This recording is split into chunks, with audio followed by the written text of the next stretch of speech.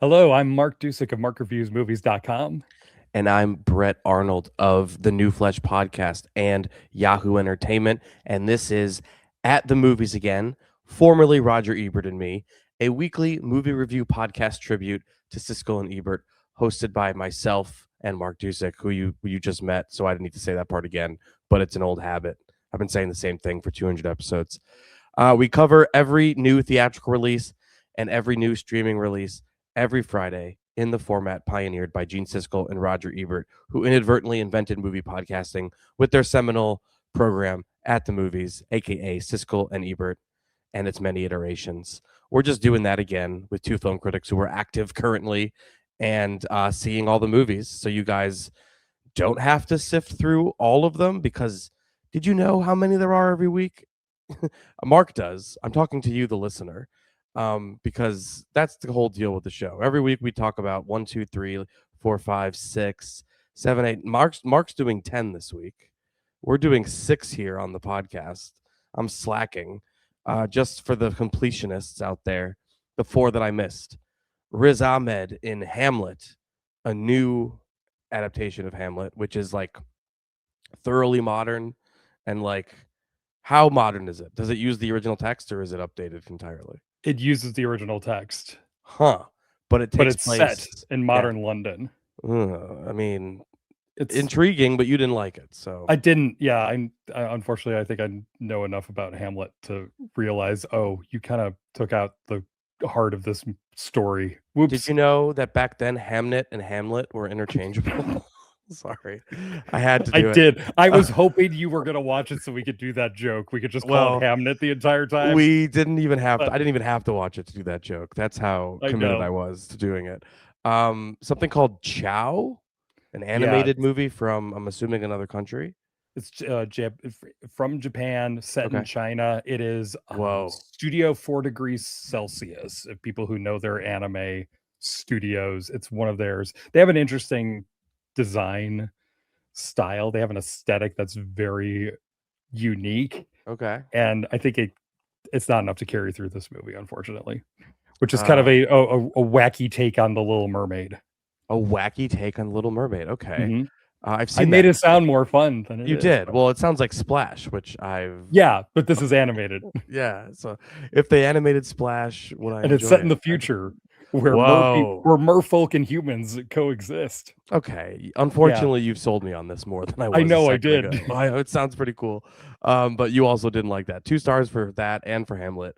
Or I almost called it Hamnet, and I reflexively said, "Wait, You that did, but it sounds would have wrong." been fine because they're interchangeable. It's Because fine. they're interchangeable. That's right. Steal This Story, Please. Is that a documentary? What is that? Yeah, that is a documentary about Amy Goodman. Okay. I might need to actually hit on No, this. that sounds right. You said Goodman Yes, in this little blurb. Goodman. It here. is. Yes. So Democracy Now, that program. Oh, okay. It's about her career. It's good. Okay. Okay. And then there's one more that I'm forgetting. Oh, Bunny Lover, which what's that about? It's a debut feature about a cam girl. Ooh, okay. Written and directed by the star. It's doing a lot. It's trying to do a lot and maybe too much for very slim material, unfortunately. Well, you set me up perfectly. Speaking of slim material, the biggest release of the week this week is You, Me, and Tuscany, a rom com that, it's nice to see a rom com in theaters. I'll just say that. There's also Faces of Death, which is a sort of remake of that iconic work, but with a very clever take on it. There's a movie called Exit 8 that is a Japanese film, I believe, that it's already slated for an English language remake. It's based on a video game. We'll talk about that. Thrash, a Netflix shark movie with a twist. Outcome, a Jonah Hill written and directed, and he's in it, but he's not the lead, even though he probably should be, based on what the movie's about. We'll talk about that. Keanu Reeves is the lead in that. And then there's like a found footage horror movie called Hunting Matthew Nichols that I'm interested to. Well, it'll be an interesting conversation because I think Mark liked it, and I definitely did not. Is there anything else to get after before we go into the movies here? No, not yet. I had some thoughts, but I don't remember what they were, and it was probably something we're going to talk about. Yeah, we'll But save if it for you're after. If you're listening on your favorite podcast platform, be sure to rate or review if that's available to you. If you're on YouTube, hello. Like and subscribe. Click the bell for notification, all that stuff. Leave comments. We will talk comments afterwards. Yeah, we also have, I don't know if it's relevant to this episode, probably only for live episodes, but we do have all the features that real YouTubers have because we have 500 plus followers now. So like super comments and whatever the hell else. People can donate to us or something. So like we got to get back on these live streams because it seems like it'll be beneficial for all involved if we do. But let's get right into the movies with You, Me, and Tuscany, starring Halle Bailey. And do you know how to pronounce this dude's name? I know he's the Bridgerton guy, so I just would call him the Bridgerton guy. It's like Bridgerton Jean guy. Well, I Pierre look it up. or other. It's like Jean Reggie Page or something. I don't know, something like that. Reggie Jean Page. I was like, yeah, I flipped it and reversed it. Here's the trailer for You, Me, and Tuscany. A trailer that I don't know about you, Mark. I feel like I've seen this 10,000 times at the movie theaters in the past few months. So it's finally over. Here's the trailer for one last go. So let me get this straight. You mean some random rich white boy? He's Italian. Salute. So some random rich spicy white boy. I'm not there. And you think that that's a sign to fly to Italy tonight? It's not about him. He doesn't even live there anymore. But he told me about his big old villa just sitting there. Empty. Don't come calling me from no Tuscan jail.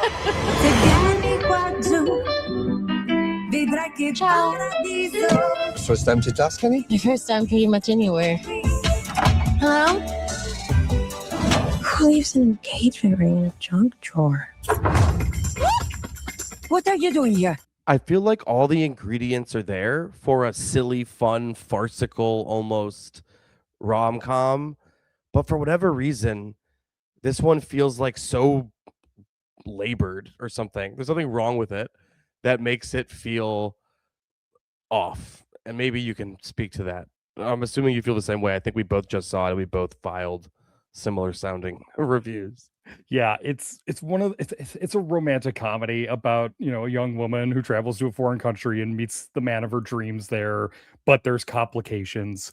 There's a good setup here. I think Halle Bailey and Reggae Jean Page are charming. I mean, he's far more charming than she is, but that's just because this is her like third or fourth movie, I think, ever that she's been in. She was in the Little Mermaid remake, obviously, most famously, and then a couple of other things. But, this is her first big starring role that's in something grounded in reality. And she's fine, but she's not the problem. The actors aren't the problem with it. It's the material. She travels to Tuscany, ends up through a whole bunch of convoluted stuff.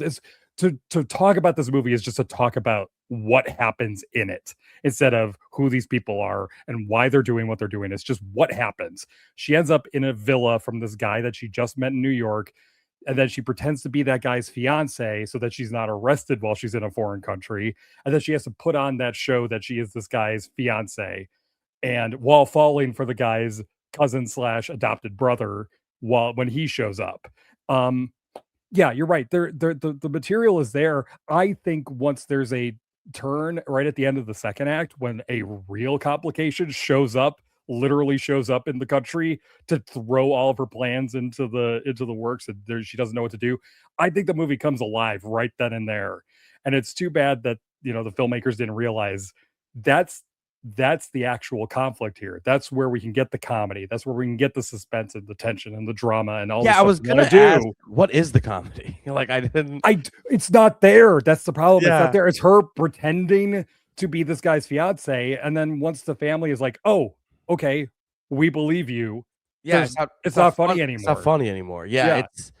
It's also, I think Jesse wrote about this in his review. That's like more like a trend piece about issues with the rom-com, and he basically was like, this movie kind of sands off the edges of this character, and like at every turn writes convoluted reasons for her to, for all these scenarios to happen, when really clearly it's written in a way where it's like this person is kind of shitty in a way, right? Like they were house sitting and stealing this person's clothes upright. That's how we're introduced to her. And like, but the movie, like anytime it does something interesting like that, it's like, wow, this person's almost irredeemable.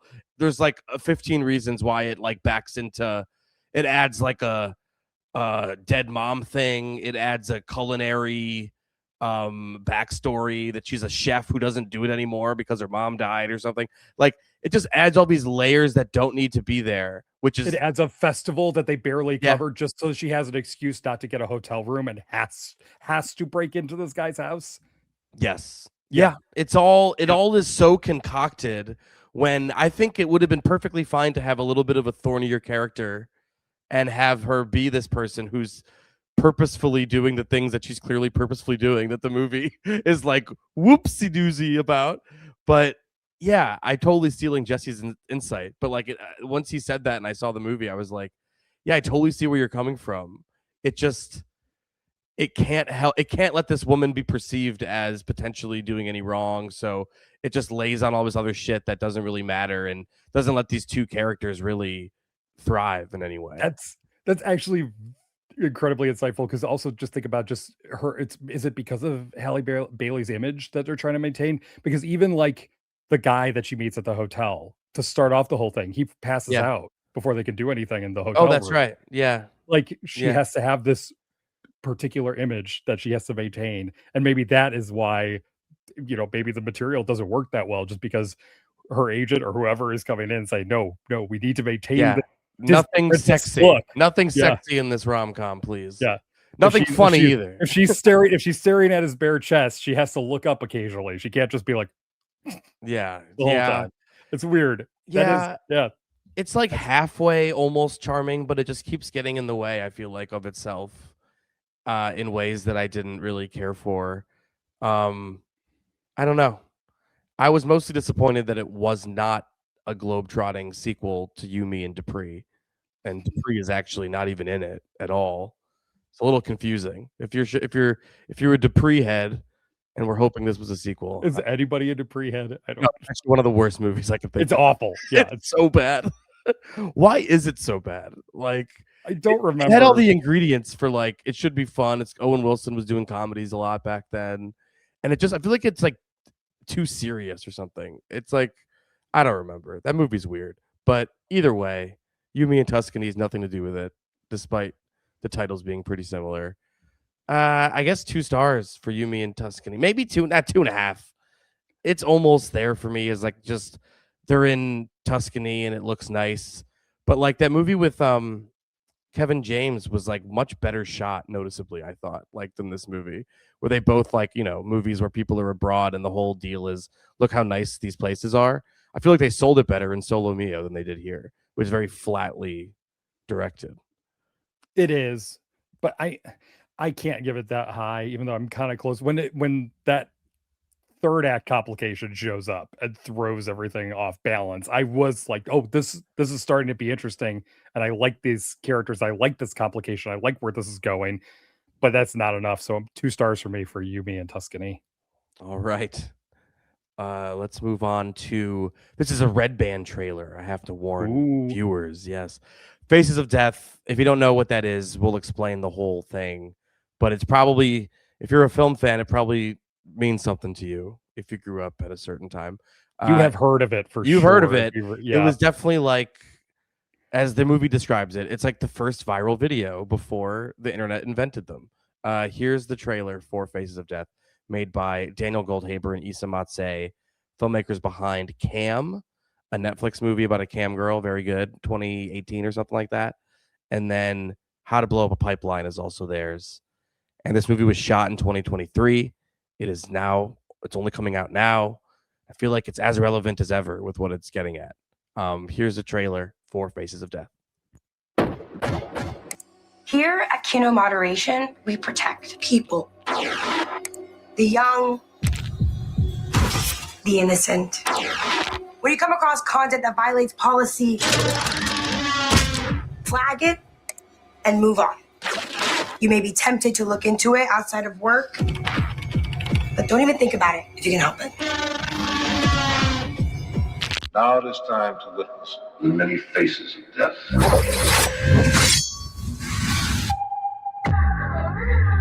What's up? I've been seeing these videos, all based off this old horror movie called Faces of Death. You think this could be real executions? Leave it up. support the trend. That is the first rule of content creation.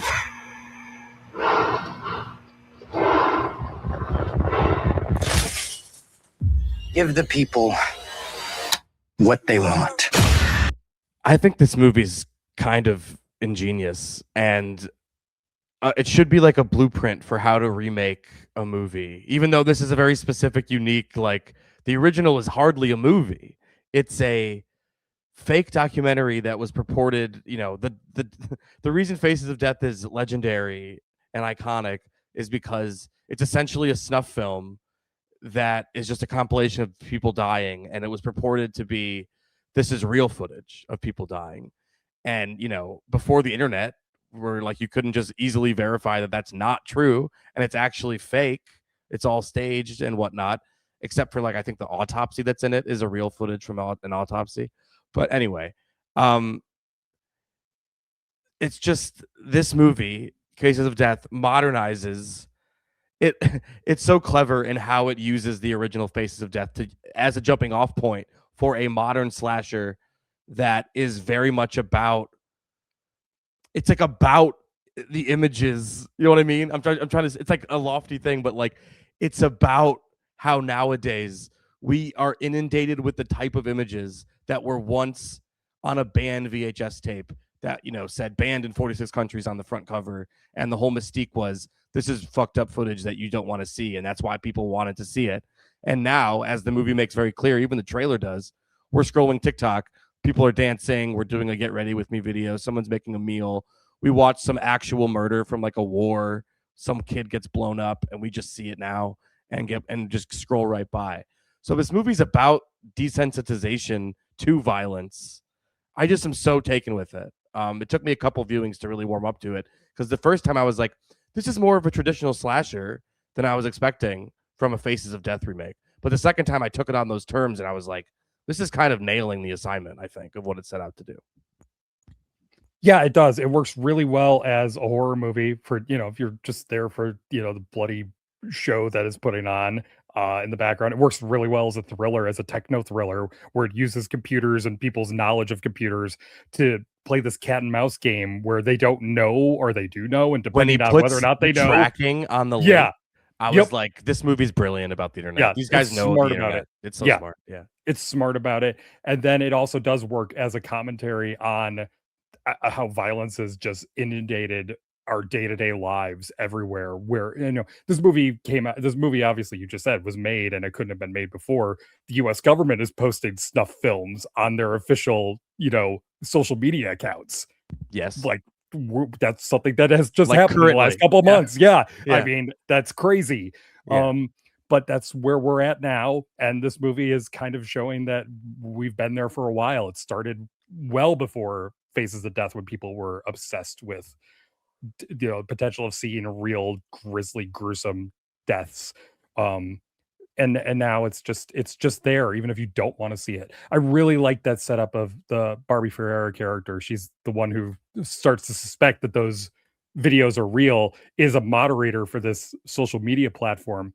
There's that movie, I think it came out last year, American Sweatshop, which has that same sort of setup. I like that movie. I know you weren't as warm on it. Kimmy also had that premise, right, where she's kind of and I lesser than that, but yeah.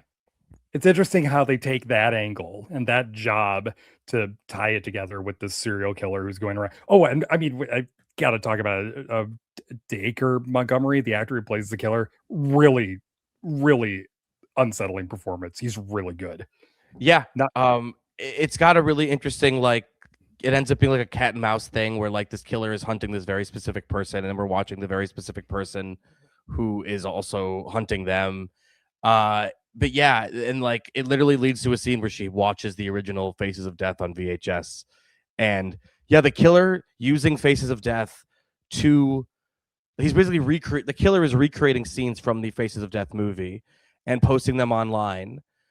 And it's also really clever because it gets into the idea of, is it fake or is it not, from a different angle of like, oh, to get past the censors, he's making it appear like it's from Faces of Death, which is a movie.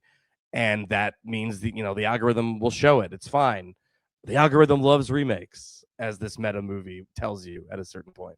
So yeah, I just think it's really smart, and it wasn't at all what I was expecting. I don't know what I was expecting, like actual modern Faces of Death, just more fake snuff film stuff. Like I don't know what I was expecting, but they found a really clever way to use this IP, I guess you'd call it. It's technically an IP now, right? It's Faces of Death. There's several sequels to it. It's a legendary thing in its own right.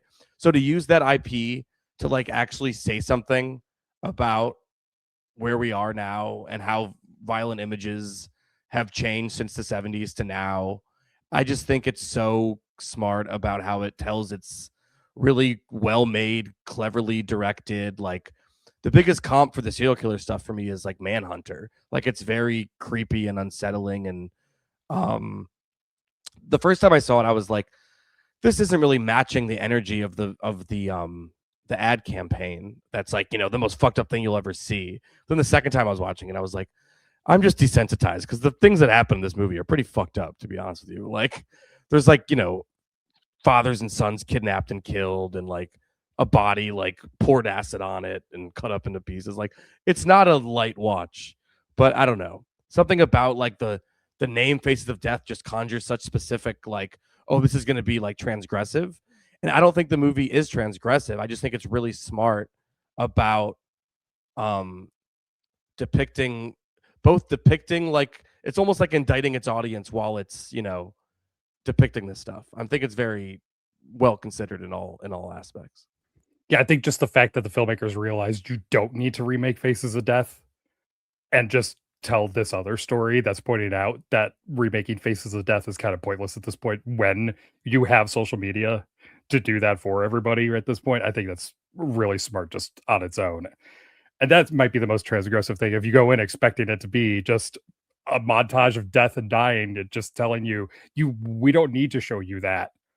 There's no reason for us to. That's the world right now. Yeah. Yeah.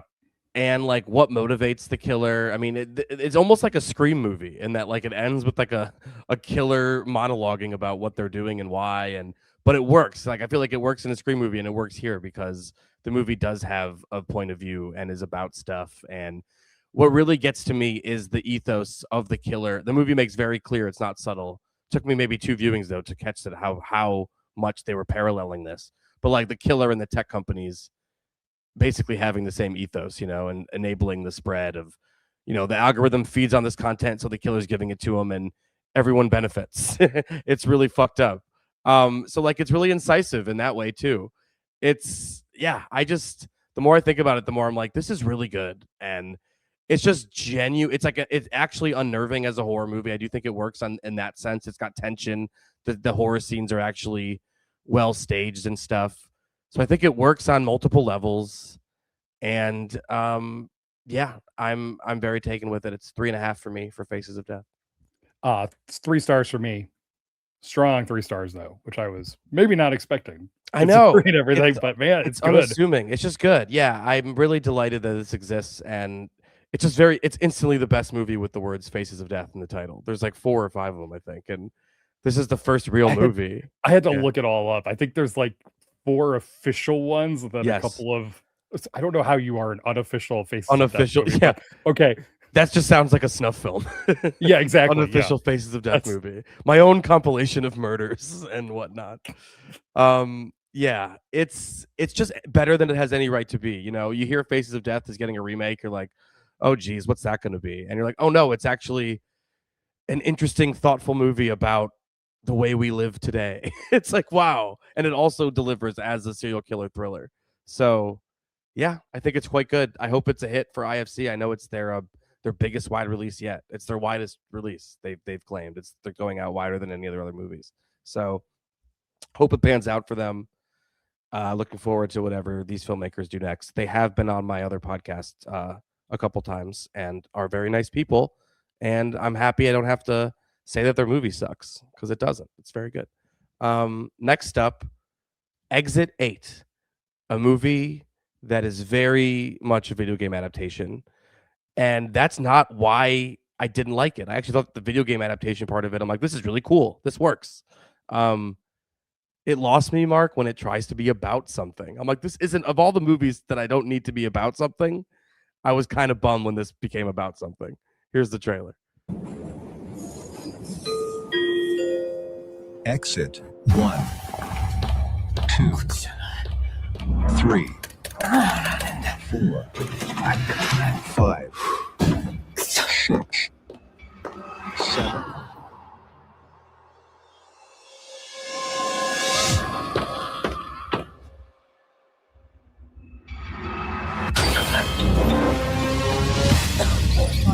One, two, 一体ここはどこなんですかね。 4, 5, もしかして6, 私たちってもう死んでる。 7. All right, tell me about Exit 8, which I'm finding most people seem to be liking much more than I do. Exit 8 is about a guy on a subway somewhere in Japan who gets stuck in a loop of this section of this subway station where it's just a hallway, couple of turns, shorter hallway, couple of turns, and then it keeps repeating itself, Groundhog Day style, except just this space. And he keeps going through it again and again and realizes there's a puzzle to it, which is he has to look for things that are different. It's basically spot the difference. One of those games where you try to get two pictures, you try to figure out what's different between the two of them. It's that, but turned into a narrative. And that sounds really boring, except I think it's really well done because it keeps surprising you with what those anomalies, as they call them, are. Yeah. And how the loop of the thing is not just him walking through the same tunnel. I don't want to give away too much, but there are other characters that he encounters along the way. And there's something with them involved in that loop too. And I really like how it just keeps expanding this idea, which is, as I said, it sounds like a really boring, silly idea for a movie. It works really well, apparently, as a video game where you're just walking down a section of hallway and looking for differences and you try to pick them out. But I think they use that repetition and the structure of just how all of this works to a really neat effect in how it's able to keep surprising you with where the story goes and how it gets there and how many other elements of the story and different characters it can incorporate while still keeping the rules that it's playing by. I think it's really neat. Yeah, I was really into it. And then like it became, I shit you not, about abortion at some point. And I was like, what the fuck?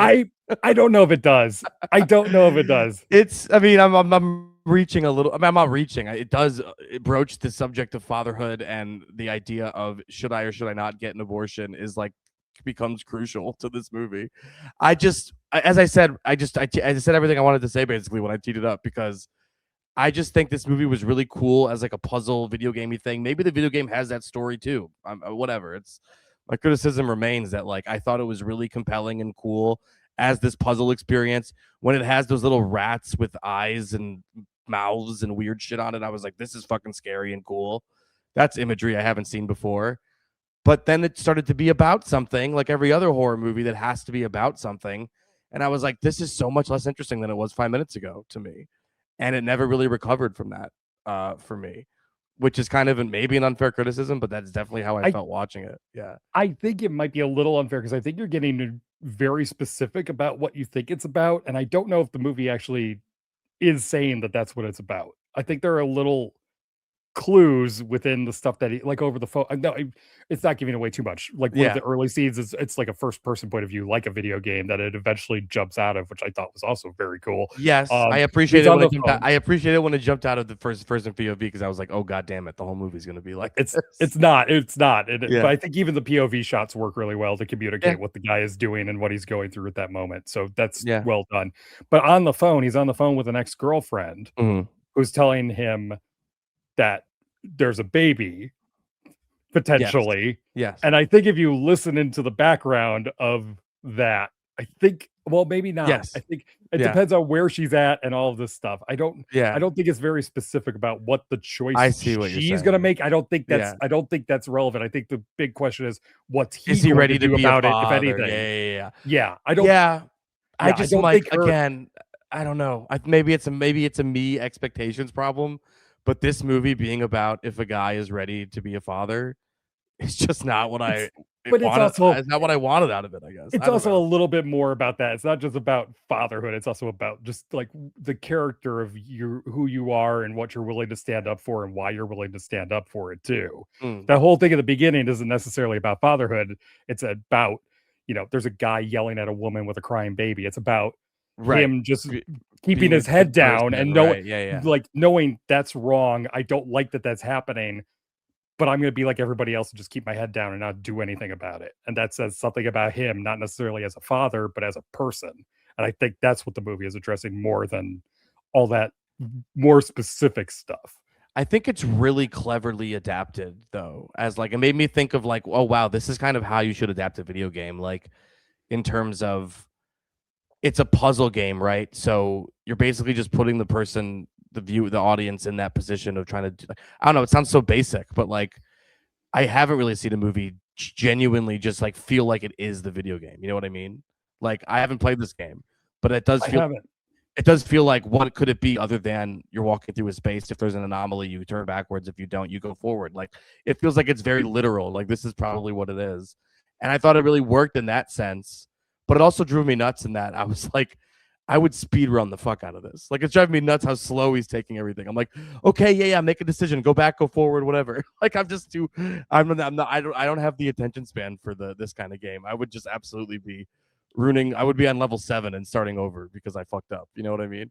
Yeah, you're just like, I'm just gonna pick a random one. I'm so close to being done. I can't decide. I can't find the anomaly. I'm just gonna guess that there isn't one or there is one. Yeah, that's the good thing about it being a movie is you don't have to do that. You let the movie do it for you and just watch it. So there you go. Yeah, I don't know why I had such a like disinterested reaction after a certain point because I was really into it for a while. But as of right now, I'm 2.5 on it. But I'm open to rewatching it and being more into it. And I think it's an very interesting video game adaptation. I do too. I think it's a really well done video game adaptation. Just from what I've seen of footage from the game itself, it looks faithful, but it's also telling a story that's contained within this world and with these particular characters and what it's trying to say. Even though you didn't like what it's trying to say, or necessarily like that it's trying to say something about it, I didn't care about that. I just really love the way that they turn the game on its head and keep it going in ways that you don't expect. So 3 stars for me for Exit 8. All right. Is it seriously getting a remake? Yes, I read that a while ago, like a few weeks ago, before it was even out. There was a headline about it's getting an English language remake. That's so weird. Yeah, it is weird. Sometimes those don't materialize, so you can just maybe hope that it doesn't happen.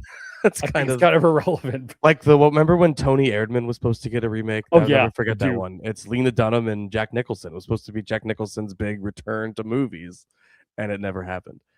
Anyway, next up, here's Thrash, which may sound familiar and look familiar from the trailer. And no, it's not a sequel to that movie. It's just ripping it off, I think. Here's the trailer for Thrash. Yeah, that's coming in fast. Must be a big one. The National Hurricane Center has issued hurricane surge warnings for this area.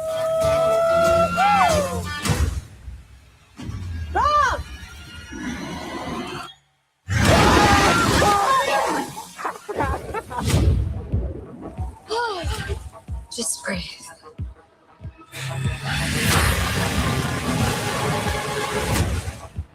They're saying it could be a category 5. That's what they always say, and then everything turns out to be fine. Jesus Christ.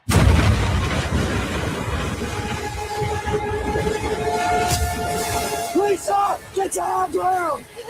Go! I was waiting for the trailer to get to it's also happening because it doesn't get there, but here's what the movie's about. Thrash is a movie where there's a natural disaster, I believe a hurricane, rocks this area. People are stuck there. It's kind of like an interweaving. There's a few different people it's following, I guess. Phoebe Dynevor is the star of it. This movie is just Crawl. There was a movie called Crawl from 2019, I believe. Alex Aja directed it. Is it Kay Scolodario or something in the lead? Barry Pepper. It was really well done. It was the same thing, right? Like a hurricane, and except the sharks. There are sharks in this one. And in that one, it was alligator. I believe was the twist. There was more than one or something. Anyway, this movie is just doing that, and it's produced by Adam McKay, so it's got a lot of climate. It's a metaphor for climate change, ultimately. This movie I would be down for it. I love a shark movie. I love a disaster movie. Fusing them together worked once. Why wouldn't it work again? I think the answer is because director Tommy Wirkola of Dead Snow fame and Violent Night most recently, he's not as good a director as Alex Aja. And Alex Aja did like suspense and tension really well in that movie. And, you know, I'm sure there's plenty of CGI in that movie, but doesn't look anywhere near as awful as the straight to streaming who gives a shit CGI of this movie, which extends to the shark, the environments, a baby at a certain point. I don't know. Pretty disappointing movie, frankly. I found it incredibly disappointing. I found it kind of irritating too, just because it is doing this whole climate change thing and then dropping it, I guess, just because, oh, it's a shark movie. It's so contrived just how they get all these characters into this specific spot to have them all doing what they're doing. The foster kids are useless to this story. I don't know why they're in this, because they are not connected at all to the other two characters who are stuck. Yeah, we're like, I forgot town. that it starts with like a foster kid situation with with bad parents who you're like waiting to get terrible blown away parents by the hurricane. You keep waiting for them to get killed. They don't get killed. They do not get so killed. confusing. They keep not dying. It's like a running bit for the writers it's a or something. I'm convinced. Yeah. It's trying to be funny and it's not funny. It is almost borderline Sharknado right up to the very last moment of the movie. It is trying to be funny and it's trying to be self-aware about what it's doing. That isn't it silly that there's a bunch of sharks in this town and these people don't know what they're doing? And it's not funny. It's not very funny. I think it's too gory and grisly for it to be really, really funny. And it's not, I don't know. There's just something off. I don't really know comedy. I don't know what it's after. Yeah, I have no idea. There's something off about the comedy. There's something off about what it's trying to say about climate change and about all of that. And then you do not want us to remember Sharknado in your shark movie. You just don't want us to think of that. But this movie keeps trying to remind you of Sharknado right up to the end. And I don't know why they do that. I'm glad you brought up Crawl. Crawl is a much better movie because it actually has smart characters going through this situation and trying to find a way out of it and what they can use to get out of this situation. These characters they're just dumb. They're just repeatedly dumb. And it's not fun to watch that. Yeah. Yeah. I found it very annoying and I couldn't really place why, other than I'm just like, this just feels like imitation Crawl. And then the reason the executive said, hey, this is actually too much like Crawl. And then they went back and they were like, okay, she's pregnant. And they're like, okay, fine. Good enough. Different enough. And it's sharks this time. All right, fine. Go ahead. So yeah, I don't know. It did very little for me. So I'm going to give it 1.5 stars. I really didn't care for it. I am right there with you. 1.5 stars for me as well for Thrash. Can take out one of the H's. Oh, you'd have a better thing. I won't say which one, but one of those. Say H's which one. You take out one. I don't want it. There's a whole new meaning there. A whole new, more appropriate title for it. Wow. Yeah. Or they could have called it Crawl 2, and they get sued. Anyway, outcome. Not Crawl. Not Crawl. Call it not Crawl. Worse Crawl. Outcome is next. It's a Jonah Hill movie. It's starring Keanu Reeves and Cameron Diaz. I found it very bizarre. And you forgot character actor Martin Scorsese.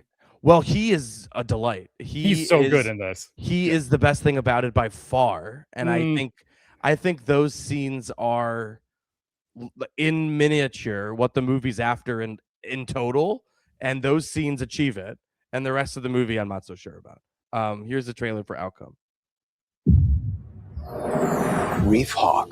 For the last 4 decades, America's favorite movie star, starring in 3 of the biggest franchises in film history. You've had 5 years off. I mean, how are you going to frame the 5 years thing? I won't say that I was hiding a heroin addiction from the public, and that my best friend and my insane lawyer helped me cover it up for years. That is a really smart omission. Strong omish. Mm-hmm. The day I walk down the street I used to wander. Yeah. Bobby and Tyra, we got a big problem. There's a video. What's on it? I have no idea. I need to know everyone who hits you. You need to go and apologize to them. and without them realizing it, feel out if they're the ones behind the video. Who hates me? Your old manager, your old trainer, your new trainer, your old pool guy, your old pool guys, your mom. Your mom hates you. Then I have like a separate list for like directors, actors, costume designers, hair and makeup people, craft service, whatever, and like executives that you've worked with if you want me to start on that. Jesus Christ. All right. Ivy woke. She's in everything lately. Anyway, outcome. Mark liked this movie more than I think anybody. I don't know if you've been to Rotten Tomatoes today. I have not. No, I'm just guessing. Actually, I feel like the only the only responses I've seen are everyone on my feed hates it. 25%, pretty bad. Oh wow, yeah, pretty bad. So you take it away because you probably get it more than I do. I guess I do. I think it's really well done. I think this is some of Keanu Reeves' best work. Wow, acting. I think he's really great. good. I think he's always great, but I mean he's definitely gotten better as an actor. You know that there are people who think he's like the go-to example of a bad actor, and it drives me nuts. I know, but he's. What would you attribute? I kind of get it. Yeah, I kind of get. Well, because a lot of it is when he was younger, he wasn't great. Always, he did have some problems. I mean, there's famously, Dracula. He's not very good in Dracula. Some bad line reads, yeah, sure. Yeah. But he's. I think what it is he is just as he's gotten older, he's matured, and he realizes his limitations as an actor, and he just does what he knows he can do, and he's doing it very well here, which is to play a likable actor that. Really, I mean, I think this character is a lot more complex than that. He's just supposed to be the actor that everybody likes, and that he's just nice to everybody. But there's all this other stuff going on, which is the entire point of the movie, where he's trying to figure out what the source of this tape that somebody has that could put a damage on, but that could damage his public image if it gets out to the public. And he's trying to figure out who would hate me enough to put this out. So he starts meeting all the people who might not like him, that he's thrown off, thrown aside over the years. And he starts to realize, hey, wait a minute, maybe I'm not as likable as I thought I was. Maybe I'm not really as nice to other people who maybe should matter in my life as I could. I think it's a really introspective film. I think the fact that Jonah Hill, who's been famous for a long time, the whole point of this is Keanu Reeves' character was like a child actor. Yeah, I mean, grown up only knowing fame. That's what's so strange to me about it is you can't really watch it without putting Jonah Hill in the lead character's shoes, because he's had some public. I mean, he wasn't really canceled, so to speak, like the way some people are. There was some like his girlfriend put out a statement about how mean he was and shit like that. Like there's weird stuff that he had to deal with.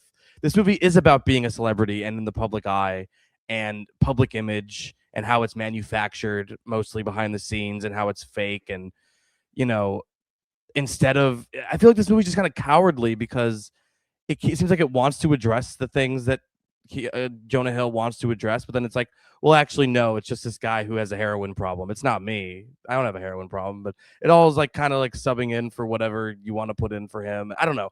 I found it strange, and it like, especially the casting of Keanu Reeves, who I think is great, but I'm like, he's such a lovable, beloved figure that I think I understand the logic in picking him for the role, but it doesn't work with the other side of it, with like he's supposed to be a prickly asshole. I'm like, no, he's not. Like I literally have met Keanu Reeves, and he's delightful. I don't think that's what I don't think it's getting at, that he's a prickly asshole. I just think it's getting at that he's just a guy who is lived in the spotlight for so long that he doesn't really know how to interact with other people, and especially not on a level. Yeah, because no one's honest with you. Like he has two best friends who no one's honest with. Yeah, who like tell him what he wants to hear. Yeah, he's convinced that his mother basically pushed him into becoming an actor, but then there's a whole debate between him and her about like, no, you were a spoiled kid who wanted to be on television, and I did everything I could to get you there. And he's like, I was a kid. I really like that scene too. We were talking about the Scorsese scene before we started talking about it. That's really good. That's his first manager.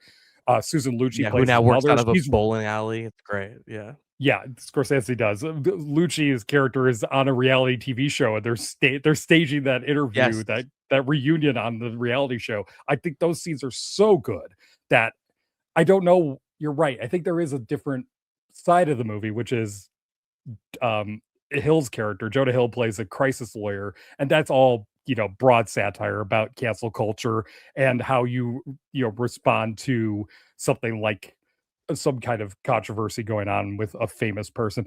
I think that stuff's funny, but I don't think it really. Yeah, I almost don't there think are it fits moments here. there are moments where the movie works, and I thought, I was like, this is like a funny movie every now and then it's like also like then the tone would shift, and I'm like, okay, so what's it doing now? What does it want me to get out of this? And it just felt very self-indulgent at a certain point, but also like it was letting everyone off the hook in a way and not really engaging really with the actual maybe darkness of the premise or something. It kind of just lets everyone off the hook eventually, I feel like. I don't know. I don't think it necessarily does. I think it's I don't like the comedy in this as much as I like the more serious stuff. Where Yeah, it is you're him right. going Those into scenes the do past. work. Like the ones you mentioned do work, but like I just don't know if they served anything ultimately. It just feels like It's the whole point of the movie. It's about him trying to figure out. I know, but like didn't we just see Jay Kelly and do like the same thing? And like Yeah, that I movie think this felt is a little I think this is better. more interesting than that. That's It's so not as interesting. I Yeah. think Jay Kelly's a little bit more self-indulgent. That's so funny. Yeah. That entire thing rests on, Clooney and being a Yeah. star and then also being kind of aimless. This at least this has an aim where it's about a guy going back into his past and trying to figure out not only who might hate him, but why somebody would hate him and what he might have done and figuring that out.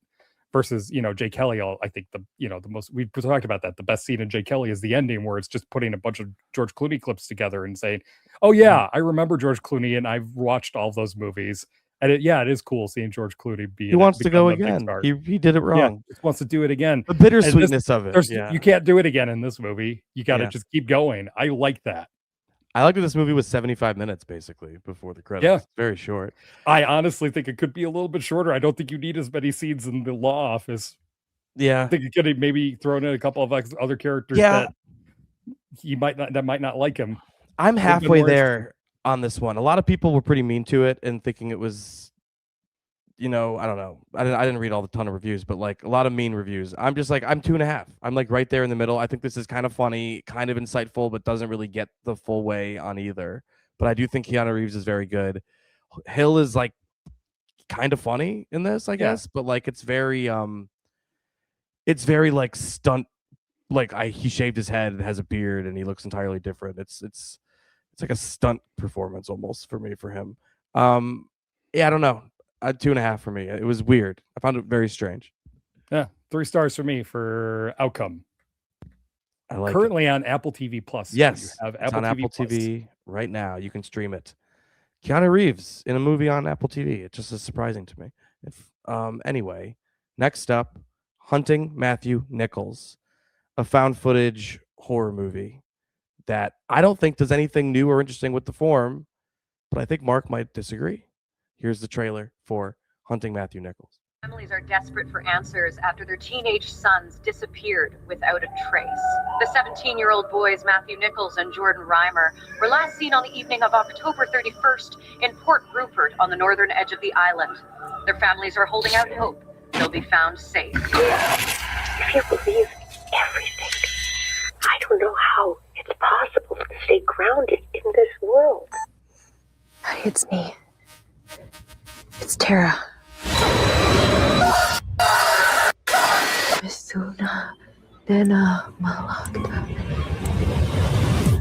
The thing you have to understand is that this wasn't a missing persons case where anyone was accused of a kidnapping. All right, Mark, take it away. Tell me about Hunting Matthew Nichols, which I feel like all found footage horror movies are indebted to Blair Witch. This one especially is, and it name checks it and is like a part of the plot even. That's what I like about this, is that it actually acknowledges the fact that found footage horror has been a thing for a while now. Yeah. And pretty much any found footage horror movie that you can think of is indebted to the Blair Witch Project. And this one, I really do like that gimmick where the 2 kids who disappear to set off this whole thing, where it turns into first a true crime sort of documentary about them trying to tell you this is what happened, this might have happened to them, we don't know, we're going to interview some people, and then to actually become a hunt for evidence to figure out what happened, is that those 2 kids disappeared because they were trying to remake the Blair Witch Project, essentially, just with their own little local Vancouver Island spin on it. I think that's such a smart move. I think it's such a smart move just to say that there is a reason that these kids have cameras and there's footage of all this stuff that they were doing. And you have this doubt eventually when they find a tape that was left behind. And the filmmakers are watching it saying, this looks very convincing what happened, but we don't know if it's real or not, because they were filmmakers too. They were amateur filmmakers trying to remake a horror movie the way they wanted to. And it's very possible that whatever we're seeing, I really like the fact that it's a mystery that is mysterious. You don't know what's going on. You don't know where, who you can trust, what actually happened to these kids. And then when it starts growing into the actual lore of this character, I forgot what it is. It's got a silly name, which I also kind of appreciate. It was like Roy something. He's not a very terrifying figure in the woods, but still, it's good on that level once it gets into the actual horror stuff and the lore and all of that. I found it interesting, mostly because it acknowledges the fact that we live in a world where found footage horror is a thing. This is an example of found footage horror that is kind of playing with that, and it's doing it in an interesting way. I think it emulates Blair Witch in one way that works, in that like the last few minutes I think are really scary. Like I think it does build up to a final scene that is similarly affecting and scary as the Blair Witch ending. But like I really didn't enjoy the journey getting there. I feel like it just is doing what all these movies do, and I didn't find it compelling or interesting. And I thought like, okay, so name checking Blair Witch just means you can just rip it off wholesale and not really do much that's interesting. I don't know. Kind of the point, or that's what that's what I'm saying, is every found footage horror movie has paid homage to the Blair Witch Project in some way. This one at least is saying we're going to do that too, but we're going to do it through these characters so that there's a reason for this entire thing to unfold. I think that's just a smart enough reason to do what they're doing. If it worked for me beyond that one scary scene, I think I would be more forgiving. But I just wasn't into it beyond that. But I guess I've come around on the idea that it's kind of cool that it's about kids trying to make Blair Witch on their own. I don't know. That's kind of cool, but I don't know. It's another 2.5 movie for me where I'm like, I wanted to like this, but it ultimately almost did enough to get me over the line, but not really. But you've provided me perspective, and I almost want to rewatch it, but I really just should rewatch Blair Witch Project, which is one of the best and scariest movies. Yeah, this definitely made me want to rewatch Blair Witch Project, which needs a US release, the one they got in the UK, where it's actually mastered from the actual videotape and 60 millimeter film. We don't have that here, which is still annoying. One of the great horror movies. But this one, don't take that out of context, people. Hunting Matthew Nichols, one of the great. I enjoyed it. 3 stars for me for Hunting Matthew Nichols, which is in much wider release than you probably think it is. I'll just say that much. Interesting. Who's putting that out? I couldn't even tell you. That's a great question. Yeah, I have no idea who's putting that. I've already forgotten. But they've done it. They got it out. It's out there. Okay, I think it's a recap time. Yes. Is he on you? Do you need me to send you? I think I could intuit it. Okay. I'll still send it just in case. Get the big block of text. Yeah, I'll check my private chat here. All right. You, me, and Tuscany. Mark, 2. Me, Brett, 2.5. Faces of Death. Mark, 3. Me, 3.5. Exit 8. Mark, 3. Me, 2.5. Thrash, both of us 1.5. Outcome, Mark, 3. Brett, 2.5. Hunting Matthew Nichols, Mark, 3. Brett, 2.5. There are a lot of weeks where I feel like I'm the 3 and you're the 2.5. I know. Kind of fun. It's actually not fun being the 2.5. It's not. Yeah, I want to like stuff. It's not fun. You know what? Especially with the 2.5. Yeah. It's not just I want to be like, I want to like stuff. I also just want to have like an actual opinion that I feel. Yeah. 2.5 is so wishy-washy. Like, I don't really care hate one way or the other. Yeah. But I can't ignore it if I'm just like right there on the fence. I can't just say like, oh, I liked it, or I completely disliked it. Yeah, no, we're nothing if not honest, for sure. All right, here are some comments from YouTube before we shove off. I just recently, this is Leonardo Lopez. I just recently saw press interviews for the Super Mario Galaxy movie, and the cast and crew were going on about, we made this movie for the fans, and we've included so many characters and references from the game. Can you find them all? Which gave me serious flashbacks for the press interviews for Five Nights at Freddy's. I think we can all agree that if you're a filmmaker, you never want to remind people of Five Nights at Freddy's. My expectations for the movie were low, even as a Mario fan who enjoyed the first one. But these interviews, along with the trailers showing that it's not interested in adapting the games it is literally named after, gave me little to no hope left for this movie to even be a fun popcorn flick. Take your kids to see Hoppers instead, is what Leonardo Lopez says. I think we hang on. You're Did gonna I read that one already? This yeah, this was from the week before. Okay, I will start over with this other Leonardo sorry. Lopez one. Is that? Yes, Sorry. I have this other one. We are 3 months into 2026, and Mark has not given any movie 4 stars yet. Wow. While Brett has 1 4-star movie with Nirvana the band, the show, the movie. Meanwhile, Mark has 2 half-star movies with Strangers Chapter 3 and The Napa Boys, 2 straw contenders for the worst film of the year. This is a tough year at the movie shit so far.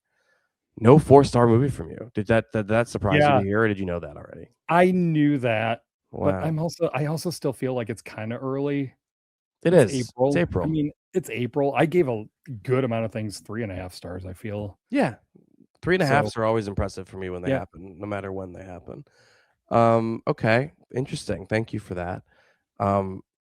Someone else commented when the episode dropped early that they were psyched that they just listened to the new Flesh, and now there's another one.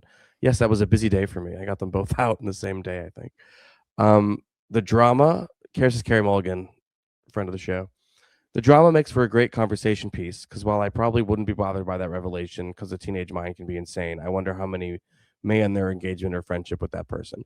The second perspective I had on the film is how it's like an episode of Curb Your Enthusiasm, because nobody is subtle about their feelings, and just like Curb, everything ramps up to a crazy finale. I also watched a fun Indian film called Biker, a 3-hour motocross movie, which works due to the generational father-son relationships that gave the film a lot of heart. Carrie Mulligan, I can always count on you to see something I've never heard of in the theater. Yeah, I want to see a 3-hour, cross-country bike race. That sounds awesome. Son relationship movie. That sounds great. Yeah, why wasn't that on our radar? We fucked up. I don't know. Well, no, it's not our fault. It's not our fault. No, Carrie Mulligan is just really good at what she does. And she's in the new season of Beef coming to Netflix this week, I believe. What else do I have here? Ed says another great show, but I do have a question about Brett's occasional bouts of nihilism. Here, I thought that the show needed a Mark fact of the week, but Brett is clearly far more layered than I give him credit for. I don't even know what that's about.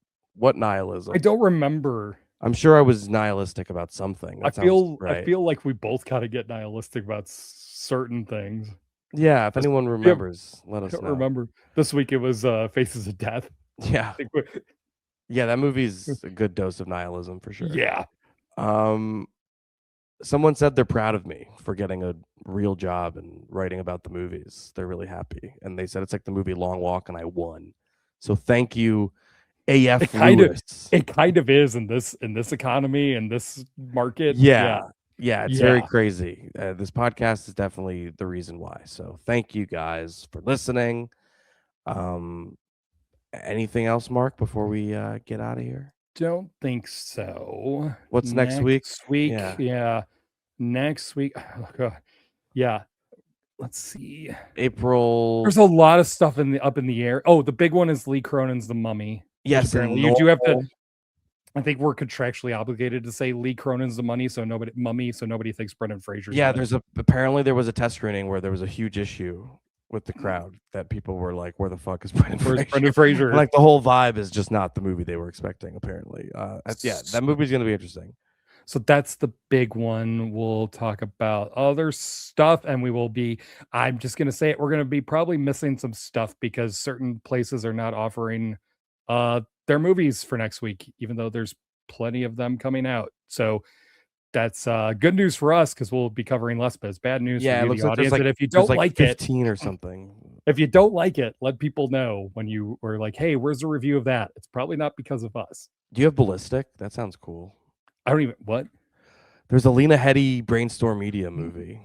I have Mile End Kicks. I'm I need to get Blue that. Heron. They're screening it, but I don't know if they'll give it to me. I need. Did you just tell me about another movie?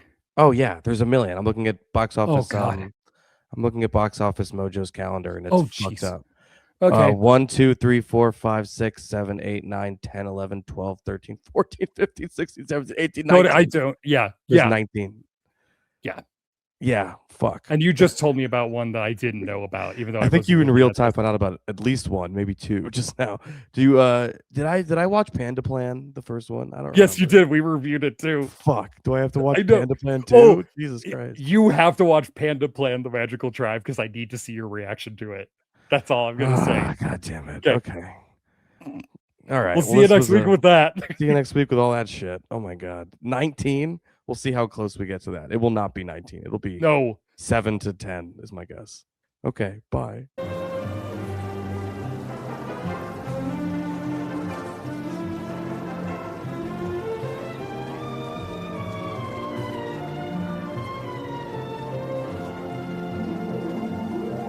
The show starts in 1.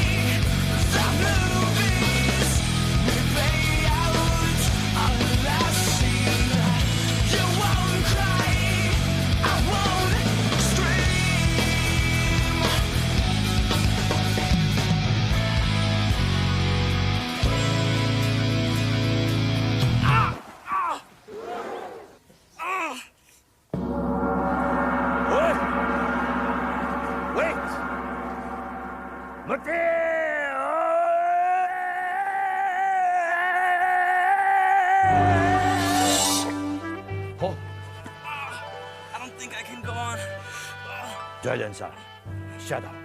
으씨.